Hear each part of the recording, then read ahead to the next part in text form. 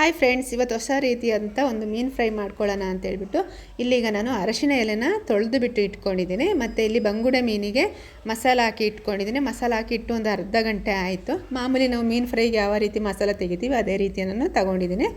ಮತ್ತು ಇಲ್ಲಿ ಸ್ಟವ್ ಮೇಲೆ ಒಂದು ತವ ಇಟ್ಬಿಟ್ಟು ಅದ್ರ ಮೇಲೆ ಈಗ ನಾನು ಈ ಎಲೆನ ಹಾಕ್ಕೊಳ್ತಾ ಇದ್ದೀನಿ.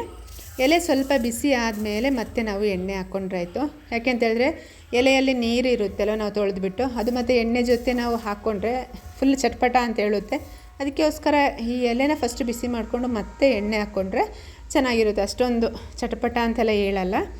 ಈಗ ನಾನು ಎಣ್ಣೆ ಹಾಕ್ಕೊಳ್ತಾ ಇದ್ದೀನಿ ತವಕ್ಕೆ. ಈ ರೀತಿಯಲ್ಲಿ ಒಂದು ಮೀನು ಫ್ರೈ ನಿಮ್ಮ ಮನೇಲಿ ಮಾಡಿ ನೋಡಿ, ತುಂಬಾ ಒಂದು ಟೇಸ್ಟಿಯಾಗಿರುತ್ತೆ. ನಾವು ಈ ಅರಿಶಿನ ಎಲೆ ಹಾಕ್ಬಿಟ್ಟು ಮೀನು ಫ್ರೈ ಮಾಡೋದ್ರಿಂದ ಈ ಒಂದು ಅರಿಶಿನ ಎಲೆದು ಫ್ಲೇವರ್ ಉಂಟಲ್ಲ, ಅದು ತುಂಬಾ ಚೆನ್ನಾಗಿ ಮೀನಿಗೆ ಇಟ್ಕೊಂಡಿರುತ್ತೆ. ತಿನ್ನತಿಗಂತೂ ಬರೀ ಅರಿಶಿನ ಎಲೆದು ಒಂಥರ ಪರಿಮಳನೇ ಬರುತ್ತೆ. ಈಗ ನಾನು ಎಣ್ಣೆ ಎಲ್ಲ ಹಾಕ್ಕೊಂಡಾದ್ಮೇಲೆ ತವ ಸ್ವಲ್ಪ ಬಿಸಿ ಆದಮೇಲೆ ಈ ಮಸಾಲ ಹಾಕಿ ಇಟ್ಟಿರುವಂಥ ಬಂಗುಡೆ ಮೀನನ್ನ ಅದ್ರ ಮೇಲೆ ಹಾಕ್ಕೊಳ್ತಾ ಇದ್ದೀನಿ. ಇದರ ಮೇಲೆ ಹಾಕ್ಕೊಂಡು ಈಗ ನಾನು ತಿರ್ಗಾ ಅದಕ್ಕೆ ಅರಿಶಿನ ಎಲೆ ಹಾಕಿ ಮುಚ್ಚಲ್ಲ. ಯಾಕೆಂತೇಳಿದ್ರೆ ಒಂದು ಸೈಡ್ ಮಾತ್ರ ಅರಿಶಿನ ಎಲೆ ಹಾಕ್ಕೊಳ್ತೀನಿ, ಮತ್ತೊಂದು ಸೈಡು ಹಂಗೆ ಬಿಡ್ತೀನಿ. ಯಾಕೆಂತೇಳಿದ್ರೆ ನಾವು ತಿರುಗಿಸಿ ಹಾಕ್ಕೊಳ್ಳೋತ್ತಿಗೆ ನೀಟಾಗಿ ಒಳಗಡೆಲ್ಲೇ ಬೇಯಲಿ ಅಂತ ಹೇಳ್ಬಿಟ್ಟು.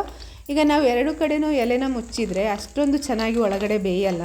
ಅದಕ್ಕೋಸ್ಕರ ಒಂದು ಸೈಡಲ್ಲಿ ನಾವು ಅರಿಶಿನ ಎಲೆ ಹಾಕ್ಕೊಂಡ್ರೆ ಸಾಕು. ಯಾಕೆಂತಂದರೆ ಅದ್ರ ಫ್ಲೇವರು ನಮಗೆ ತಿನ್ನೋತ್ತಿಗೆ ಸಿಕ್ಕಿದ್ರೆ ಸಾಕಲ್ವ. ಅದಕ್ಕೋಸ್ಕರ ಈ ರೀತಿಯಲ್ಲಿ ನಿಮ್ಮ ಮನೇಲಿ ಒಂದ್ಸಲ ಟ್ರೈ ಮಾಡಿ ನೋಡಿ, ತುಂಬಾ ಒಂದು ಟೇಸ್ಟಿಯಾಗಿರುತ್ತೆ ಈ ಥರ ಮೀನು ಫ್ರೈ ಮಾಡೋದ್ರಿಂದ.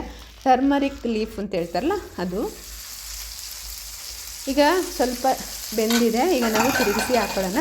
ತಿರುಗಿಸಿ ಹಾಕ್ಕೊಳ್ಳೋದು ಹೆಂಗೆ ಅಂತ ಹೇಳಿದ್ರೆ ಸೇಮ್ ಈ ಎಲೆ ಉಂಟಲ್ಲ, ಎಲೆನೇ ಎತ್ತಿಬಿಟ್ಟು ಮಗ್ಚಿ ಹಾಕ್ಕೊಂಡ್ರೆ ಆಯಿತು.